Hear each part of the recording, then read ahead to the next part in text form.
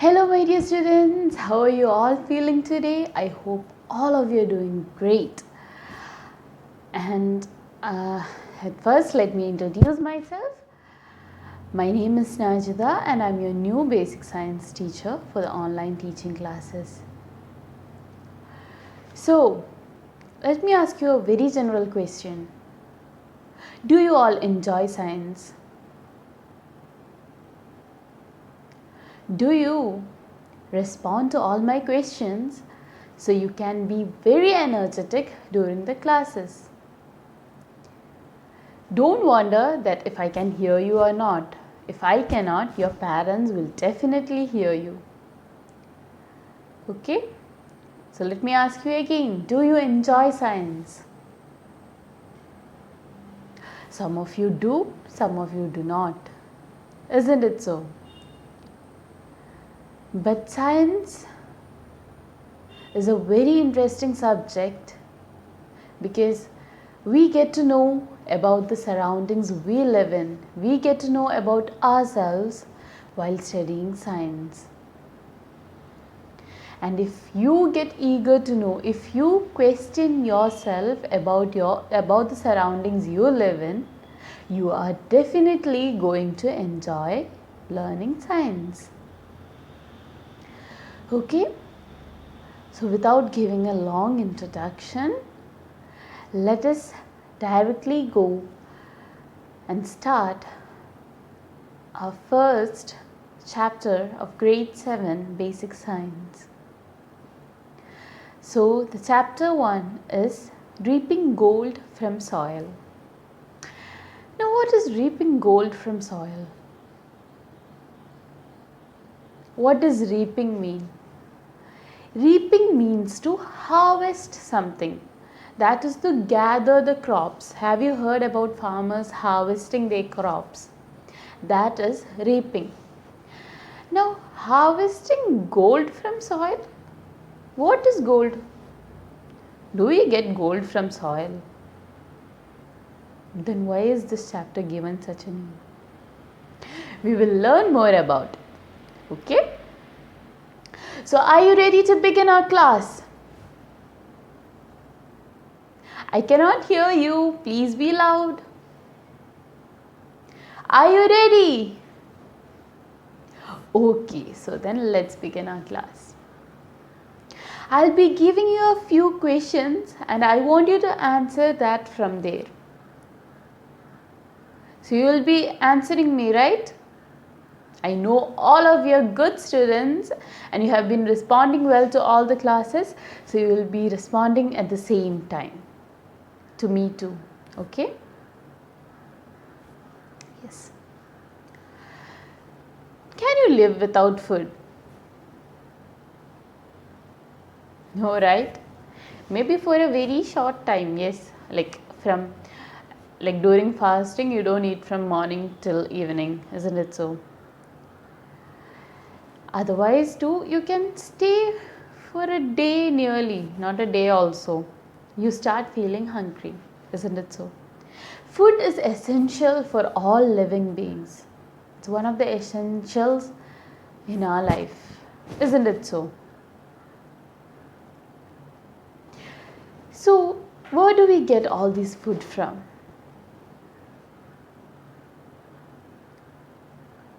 We get it from the crops, from the plants the farmers harvest. Isn't it so? And all humans, living beings, animals and us depend on plants for food. Okay? And because food is so essential, that is why we say reaping gold from soil, because we are comparing food and gold as the same, because gold is so precious, isn't it so? And the same thing, the food from the soil is also so precious to us because it is a necessity for us to live. Without food, we cannot live or we cannot survive on this earth. Okay, that is why the chapter's name is Reaping Gold from Soil. Do you have a vegetable garden at your home? Do you look after it? Watering the plants, sowing seeds. We had our World Environment Day. On which day was it? Does anyone remember? It was on June 5th. Did anyone plant a sapling on that day? Did you? But then there is no special day for planting plants. You can keep on planting every day. There is no problem if you have space over there. Okay? But is just planting the seed, nurturing them enough for a plant to grow? Is that enough? You sow the seed, you water them daily, you ensure that they get sunlight. Is that all enough for a plant to grow? Do you think so? Are there any other small factors that affect the harvest of a plant, that affect a plant's outcome? That's the product. That is the fruits and vegetables they give us. Do they affect? Are there any other factors other than like nurturing them, watering them, and ensuring that they are getting sunlight? Is that all? No. We have to ensure that the seed is of good quality. We have to ensure that you have had good soil, nutritious, full of minerals. There are different types of soils for different seeds. That is, all the plants do not grow in the same condition of soil. Some require muddy soil, some require coarse sand. So from plant to plant it differs. Is it clear for you? Does in simple words, the soil, the seed quality, and many more factors also affect the growth of a plant. It is not enough that you water them and ensure that you give them pretty good sunlight. Fine. So in this chapter we are going to learn about what all factors affect the growth of a plant and how in different ways you can grow plants other than only sowing seeds. Did you know there are many other ways other than sowing a seed to grow a plant? Some of you must have know who has roses in their house. You might have seen your parents cutting the stem of the rose and then again planting the stem in the soil, and that grows into a new plant. We are not sowing a seed there, instead we are planting a stem. So like that there are various methods and we are going to learn that in this chapter. So for some time I will bring the textbook to the screen so that you can be more clear, you can read along with me and I will explain more about it to you. So are you ready? Let's go? Yes. Okay then. Hello my dear students. So the first chapter, Reaping Gold from Soil. Can you see a picture shown in the screen? What is it? It is a vegetable garden, isn't it so? See how happily these children maintain their vegetable garden. Don't you think their minds also blossom and yield when each plant blossoms and yields? Now what is blossom and yield? Blossom is the process of flowering, that is, the flowering plants blossom during spring. So the flowering is known as blossom. And yields is the vegetables we get from the plants. Is it clear?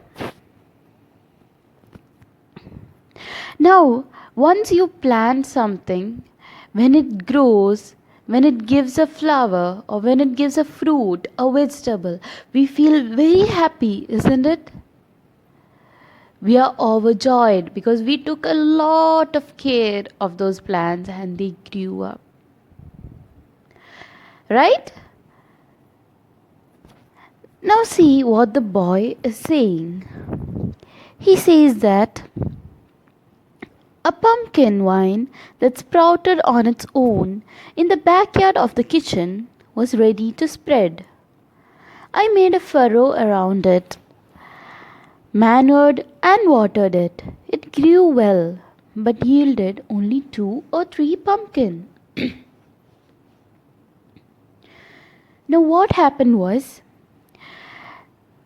in this boy's house in the backyard, when you eat fruits, at times by mistake or on purpose you throw the seeds outside, isn't it so?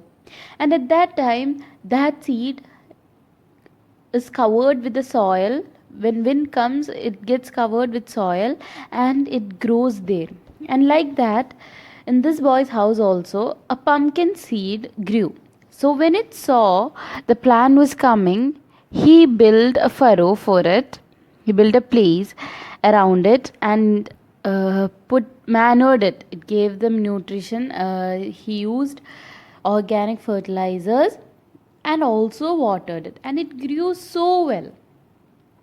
But only he got 2 or 3 pumpkin. Why was his yield so less? It grew well. He had watered it. He had took great care of it, but only 2 or 3 pumpkins grew on it. So this boy's name is Babu.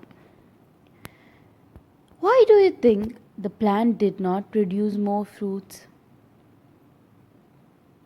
So that is why I told it is not only the seed and sunlight and water the plant needs to grow. There are many other factors. Now we will read along. Nurturing alone is not enough to get more yield. There are other factors to be considered too.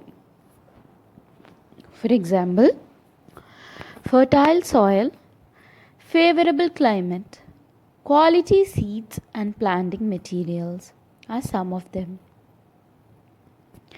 I told you the soil must be very fertile, it must be nutritious, it must be full of minerals so that the plants can grow well.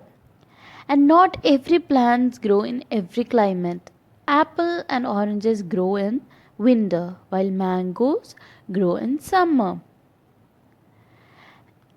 And the roses need muddy water. They need water which is mud which is full of water, while jasmine needs water and sunlight. So each plant has a different favorable climate. Quality seeds and planting materials. The quality of the seed must be very good.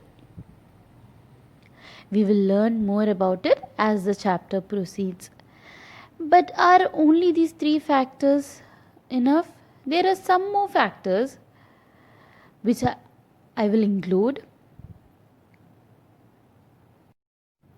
Some of the other factors are selection of seeds and planting materials, suitable place, preparation of the soil, proper watering, proper manuring, pest control, weed control, etc.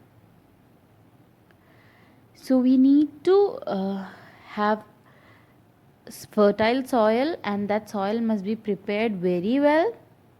We should have suitable place and favorable climate. Selection of seeds and quality is very important. We have to give it proper fertilizers. You have to control the pests or the crops will destroy. Insects are known as pests which destroy the plants. Weed control is the small plants which we do not plant, but it comes on its own. Have you seen in the garden there are small plants of no use? They just grow the soil when the soil gets moist, and your parents pluck it out and throw it away because it is not needed. If the weed grows so much, it will also take all the nutrients away from the real plant. Now, seed quality. A single plant yield plenty of seeds. Are all seeds suitable for? Why? Do you think that the pumpkin grew in the kitchen yard did not produce much? Do you realize that all seeds may not have the same quality? These are some questions. So now we will look at each one of them. You know that from a single plant you get a lot of seeds, isn't it so? Now, are all seeds suitable for farming? Can everything be taken for farming? No, right? There are 3 spans in a plant's life where it yields: the first span, the middle span, and the last span. The seeds taken during the mid span yield has more quality. So we avoid the first span and last span seeds. We only take it from the middle span. Now, why do you think that the pumpkin grew in the kitchen yard did not produce much? Because maybe of the climate, or maybe the seed quality was not good and it was a poor quality seed, so it only gave few pumpkins. So now you realize that all seeds does not have the same quality, right? Now, what are the factors to be considered while selecting seed from a plant? Now, observe these pictures and note the difference. Okay? So, I'll enlarge the pictures. See the first picture and the second picture. Which appears more good and having good yield? The first one, of course, right? The other one is dried. It seems like it has a disease. Now, can you collect seeds from a diseased plant? No, because it won't give a good yield. Have you noticed that fruits are formed in a plant at different stages of its life? Which stage is suitable for collecting seeds? The first formed, mid formed, or those formed at the end of its growing stage? This is what I explained before, that we take seeds from the mid span. Now, try to write down the qualities essential for a plant from which seeds are collected. You can see a place to fill in. Pause the video and try writing it in your rough book. So the plant should be disease free and also should be of the true variety. That means it should not have any weeds in it. It should be pure. Now we are moving to the new topic, sowing and sprouting. It is easy to select good quality seeds from plants like lady's finger and pea because they have a very big seed. But how will you select quality seeds from plants that have smaller seeds than the above ones? Have you seen a brinjal? How small are its seeds?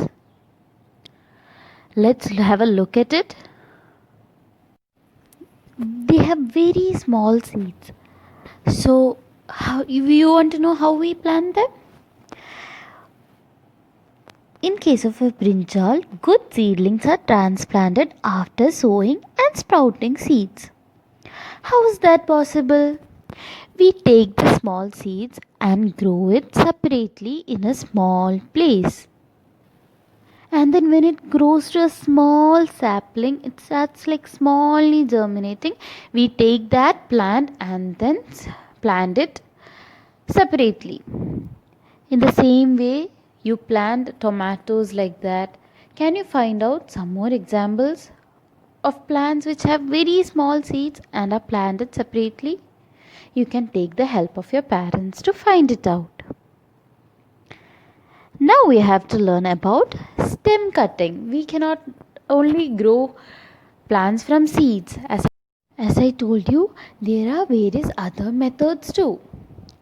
We'll see that in the next part of the video.